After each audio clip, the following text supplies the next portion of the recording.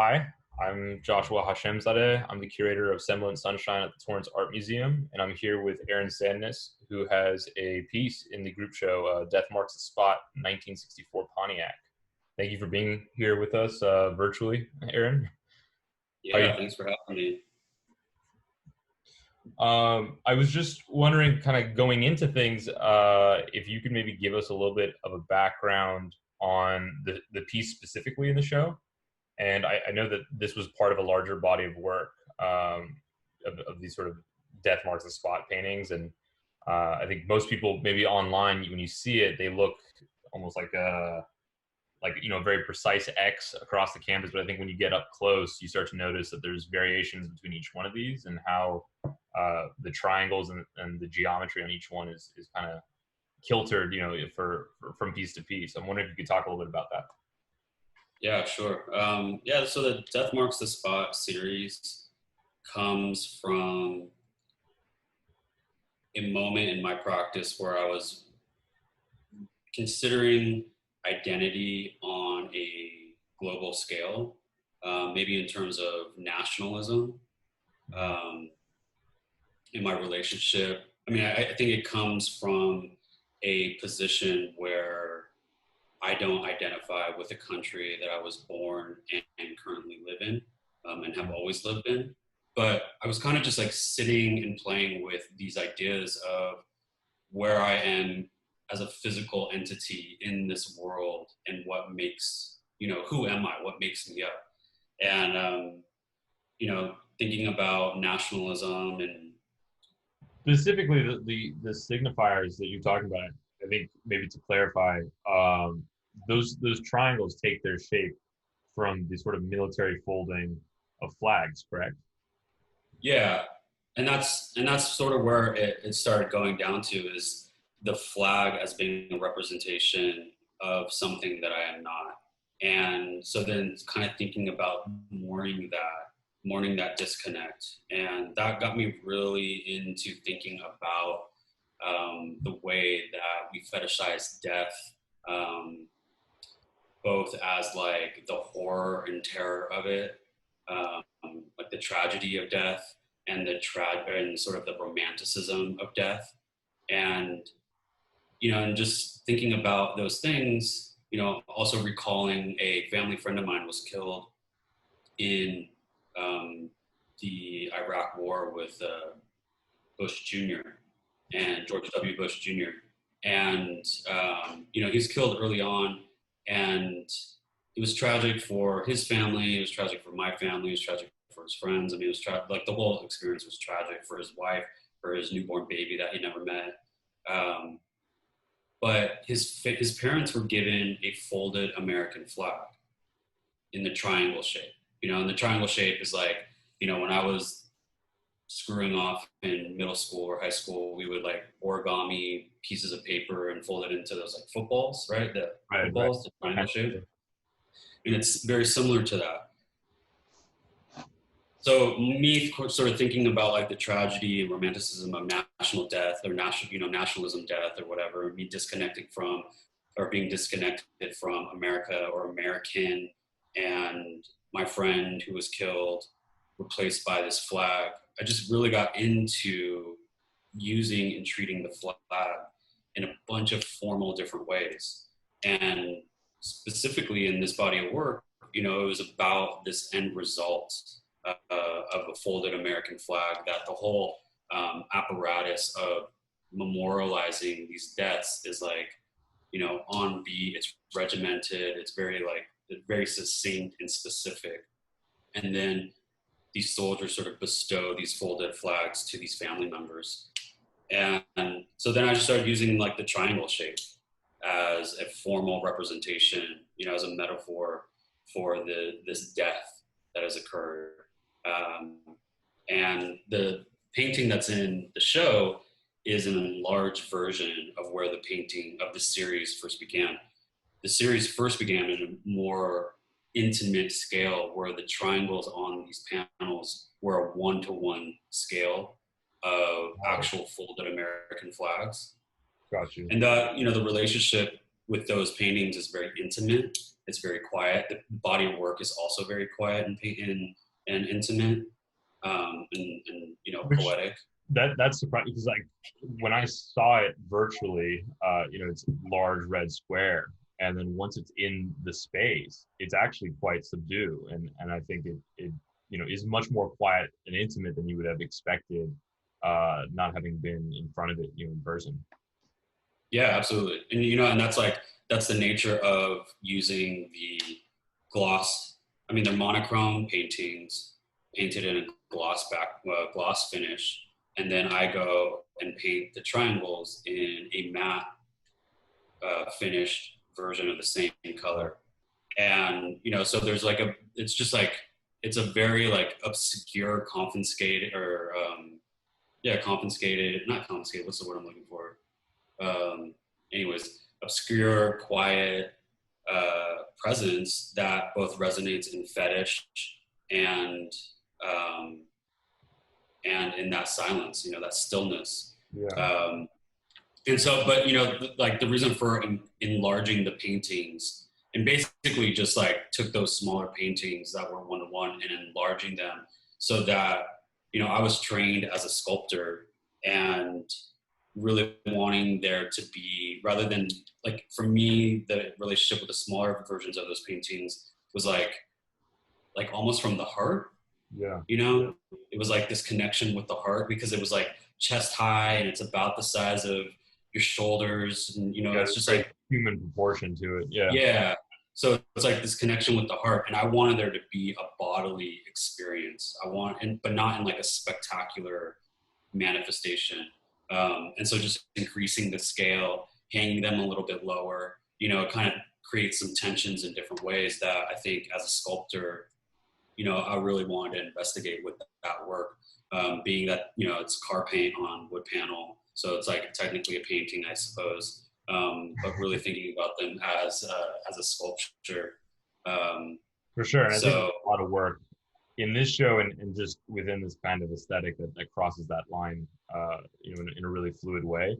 But yeah, I like the touching on the automotive paint in the car, because you mentioned the word, fetish and this idea of fetishized relationship to nationalism specifically. And I think yeah, although the flag stands in for some of that, obviously a kinship with the flag that flies over you as a citizen, that's supposed to sort of represent, on a surface level, an ideology or a claim to ideology.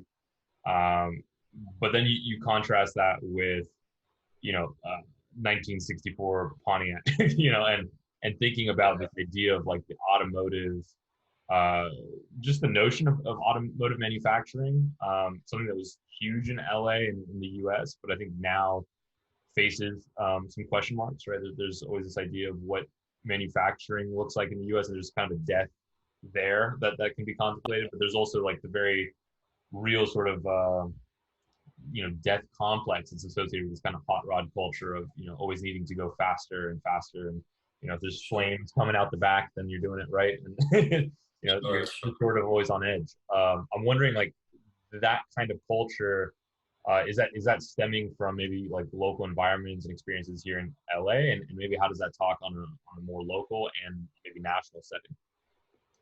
Yeah, I mean, it's like, though it's just car paint and it comes out of hot, or, the paint colors reference super fast cars. The first wave of the painting of the Death Marks the Spot series, the colors pointed to supercars, Yeah.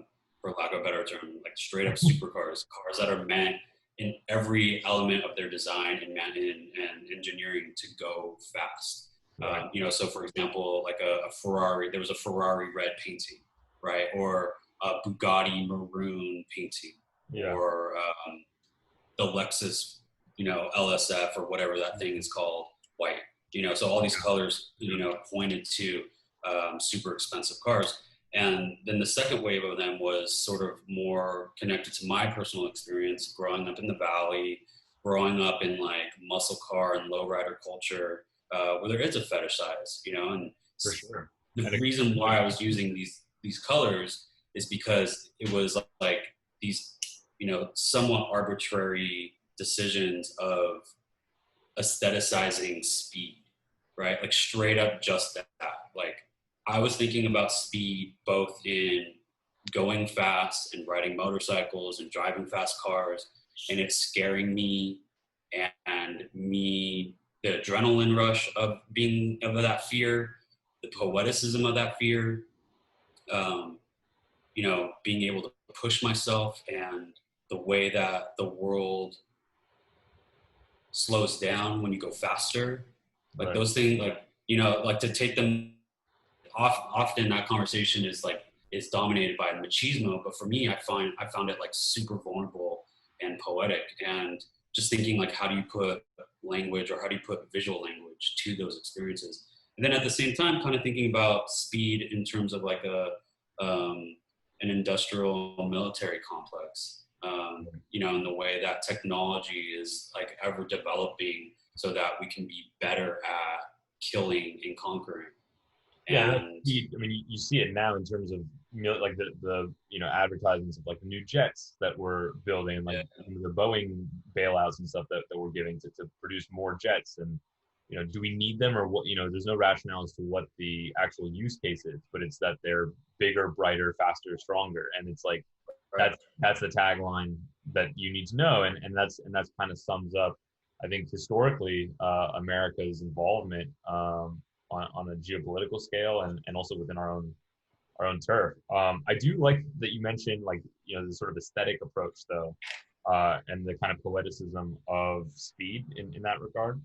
And I think it like paints this really fragile picture, that although you can have these things that are so meticulously engineered and really setting a precedent, uh, in terms of like A class hardware, Mhm. that when they're actually being used, and although there's some sense of control, when you're going 200 miles per hour down a freeway, I mean, there's such a vulnerability there too. And I think on a metaphoric level, the boldness of these paintings, contrasted with the loss of someone, specifically a fellow countryman, or however you like to phrase it, but to see that nationalist symbol and this kind of like just American sensationalism wrapped up into one thing, I do kind of get that sense of poetic, vulnerability, and also, just sort of thrill and sensationalism, which I always thought was an interesting element in the work.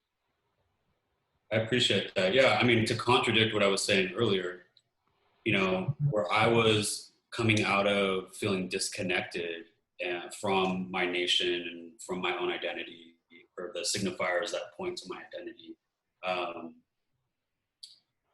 thinking about all these soldiers that die, you know, if it's true that we are all the same and we are all one, and the fact that these soldiers are American and I am too, these deaths are a loss of myself as well, you know. For sure. I think that, It's kind of like that catchphrase that's being used right now during this pandemic of like, we're all in this together, right? We're all one, like right. sort of connecting as being like in oneness. So if that's like true, and I have doubts that it is, but if it is true, then these soldiers' death are also a representation of like my own death, And which is like, basically, I mean, we're almost at 200,000 people that have passed away from this. And although, we keep promising ourselves that we're getting that vaccine faster, that we're, accomplishing things every day, the reality is that over 1,000 Americans, our countrymen, are men and women, and children are dying every day.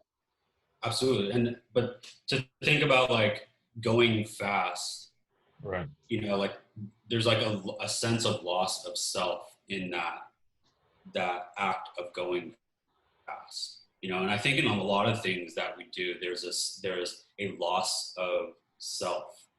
And it's like, I mean, you were pointing to the jet, right? The same could be said to the iPhone.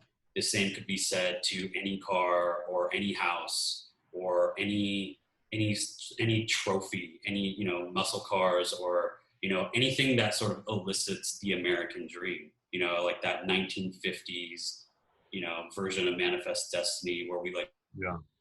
we can have a job, a house, and a good life, and all these things. And it's like, do we really need it?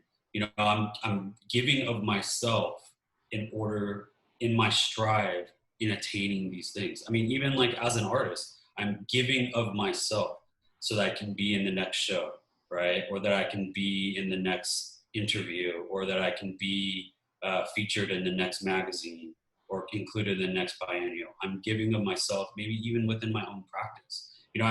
It's just like all these things of like, I just have been consumed over the past number of years of giving, losing myself, you know. But that's to even say like that I know myself even to begin with, Yeah, yeah, yeah. Kind of a duality to that, right? Like you're going to have to sacrifice yourself uh in some regard, in terms of like you just have to be consumed with the work, and there's always going to be more of it, and so you have to brace for that. Yeah, But there's also, the idea that you can uncover things that are truthful about yourself in that process, and there's always that kind of finite balance. and I I think that's like the greatest thing about making art, at least for me, is that it's not a discovery about all these things or like questions about all these things and trying to find answers. It's about like a journey of self-discovery. Like this body of work, though, it's like poetic and can be flashy and points to fast cars and points to military, points to all these things. Like it's really about just like me sort of questioning like the reason why my friend died, and how do I connect to that, and who am I in that? Like what does it do for me and for us, and what does it provide? And, That's I think genuine value to art, and I think anyone who's embracing it should be doing so for that reason in some regard or another. But it's interesting that you bring up that kind of like narrative contemplation, because I think when thinking about minimalism and other works that kind of frame the history of this show, narrative had been sort of removed, and I think generally people have thought about it that way, and I think it's maybe seeped in a little bit more in a contemporary sense. But I'm wondering, with such a rich narrative and politically driven body of work, what drew you to this type of aesthetic? yeah, I think it's literally just that. It's looking back at the history, sort of beginnings and history of minimalism, and seeing how disconnected it was in a lot of ways from outside a gallery system or a museum system. I just came out of sort of a trajectory thinking about politics in contemporary art, and I was like at a time when I was in school, maybe I was like making work like who I was studying under, or making maybe the approach to art making was similar to those I was studying with. And all the voices of my mentors and professors sort of died down, thinking about like who I am and where I am in this sort of lineage of time, and what is the approach to making work, and just really thinking about like the spectacle of commercialism or spectacle of capitalism. And as a result, I just chose as like to create a difficulty for me, because I like things more difficult than probably should be.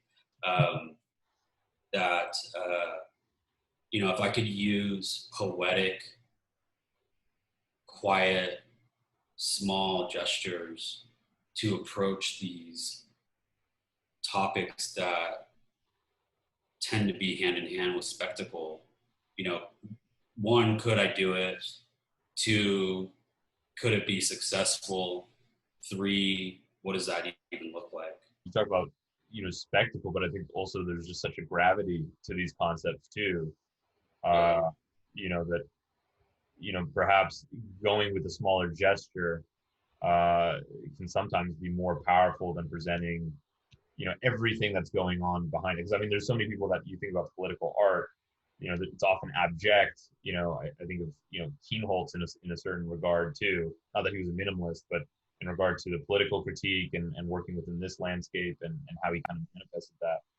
It was total like kind of polar opposite. But here you're doing the same thing with a slightly askew triangle, and I think there's something really powerful in being able to approach something so dynamic and complex with something so universal and approachable.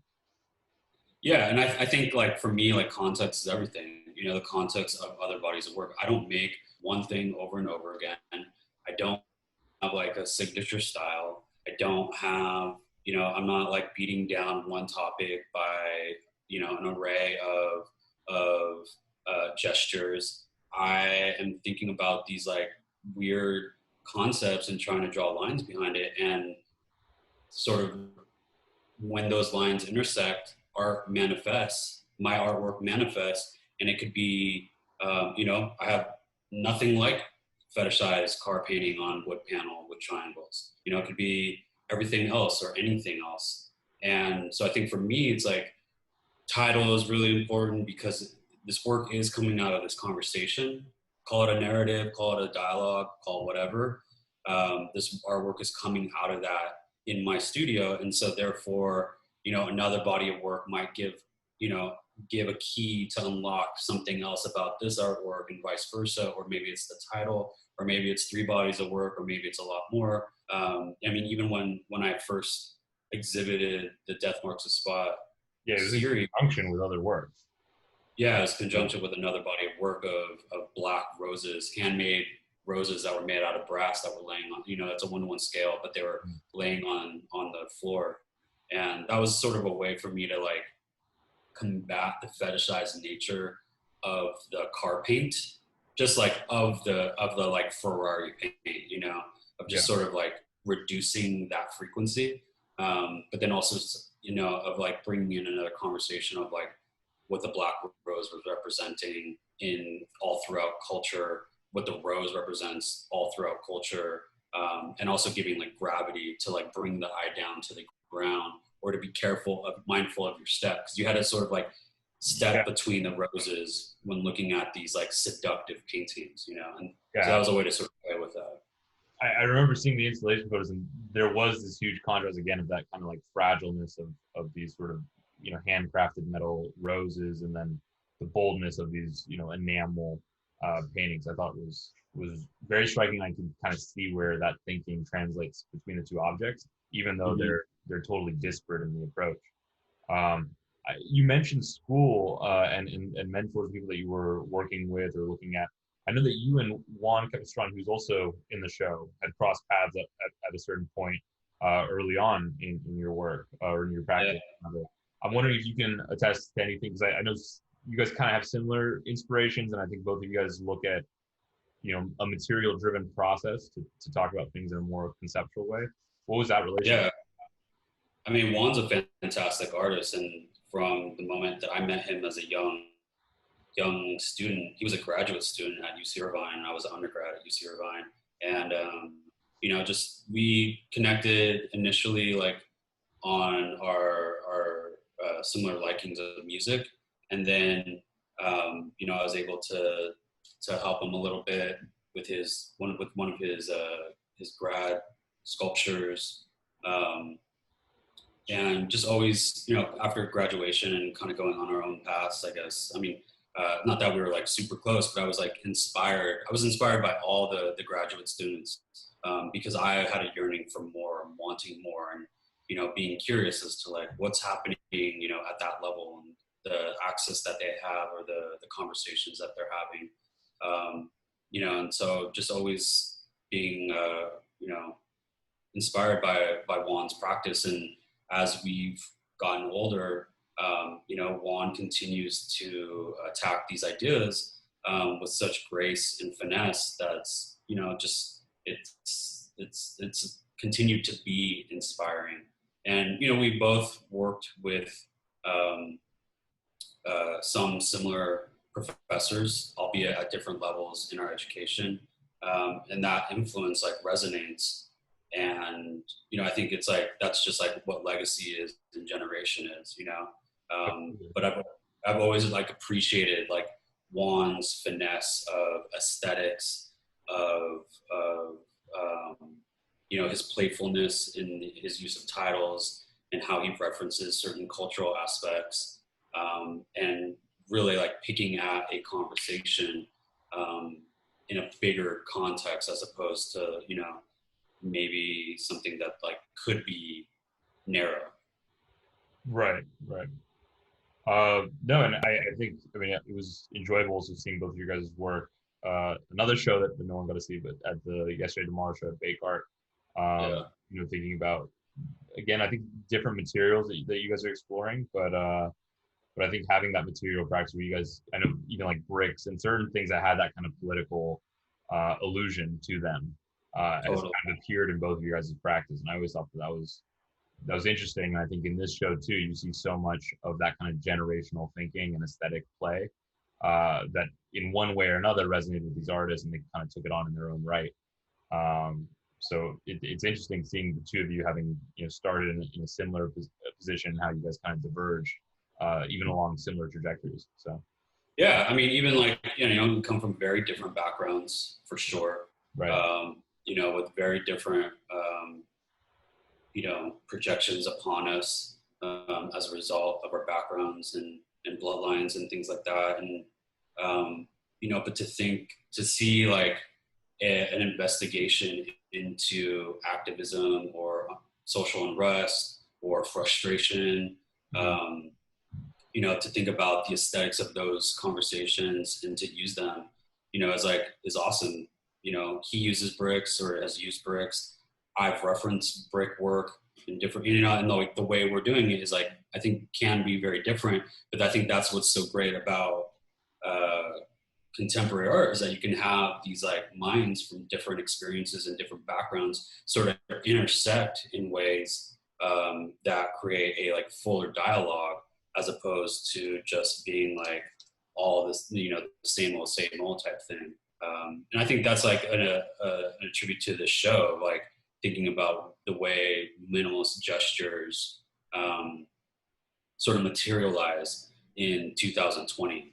There's artists, there's work in there that I would never like consider because it's just like it just like doesn't have, it's not in my bandwidth. You know what I mean? Not just, and it's not about a value system. It's just like where my spectrum is.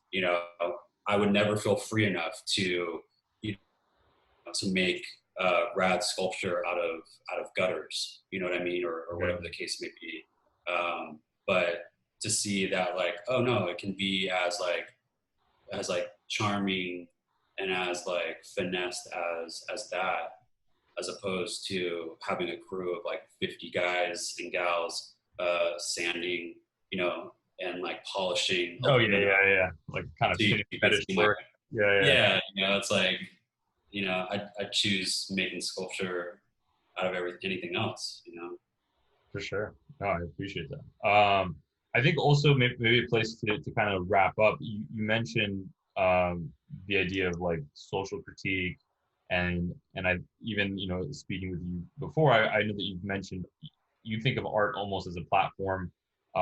Yes, to explore kind of your own relationship to a lot of these things, but also to kind of convey and to bring awareness to social concerns. I'm wondering in this day and age, because I think it's more important than ever, what role can art play in that space? And obviously in reference to what's going on now, I imagine it has some effect on all of our practice. But what role do you imagine artists or artworks, playing in the path forward? Yeah, that's a loaded question for me right now because For sure. I've definitely been like I've been on a sabbatical, a self-imposed sabbatical for about a year and change, just because I was feeling that I caught a glimpse of an art world that it was causing me to lose myself in, and I had to. I got scared of like what I was seeing from myself, and so I had to like pause, take a time out and kind of just like reconsider some things. But so I'm at this like love-hate relationship with art making right now. I think it's the economy of art has become a fat cow, and I'm not. I just am not fulfilled by a lot of a lot of that which like garners our attention and our focus. But my hope for right now is that, and my hope always, I mean, in an ideal world, I'd love to see art become a lot more immediate. Existing out side of structures that have been deemed valuable. I mean, it doesn't mean to be Sure. need to be immediate in terms of like graffiti on a wall. Yeah. Um, but I think maybe the connection with the world is more immediate, and maybe that happens in public space. Maybe that happens in television. Um, Maybe that happens in another dimension. I don't know, but my hope is that becomes it becomes more immediate, you know. And I think that it's like a weird thing, right? Because you see all these like, I mean, you and I have worked together on 2 shows during the pandemic Yeah. that have existed, though it exists in real space in real time. It's disseminated as virtual material, Yeah.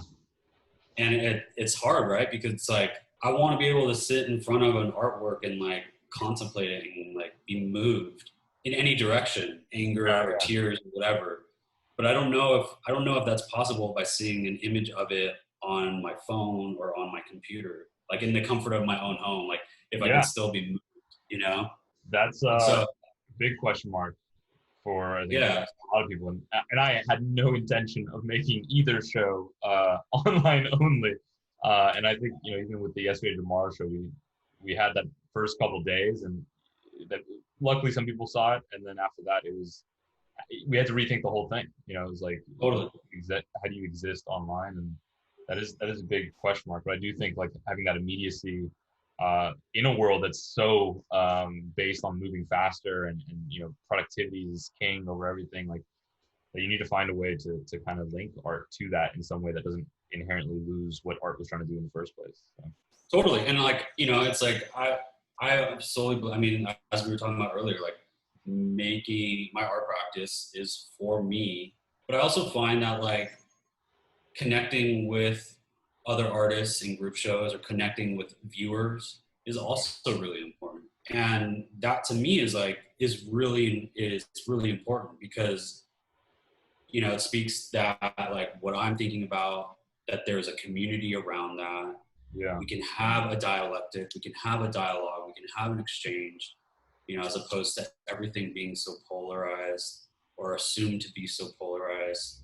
And, you know, like that's connecting to other people is really important to not only us as individuals, but us as artists and creative beings.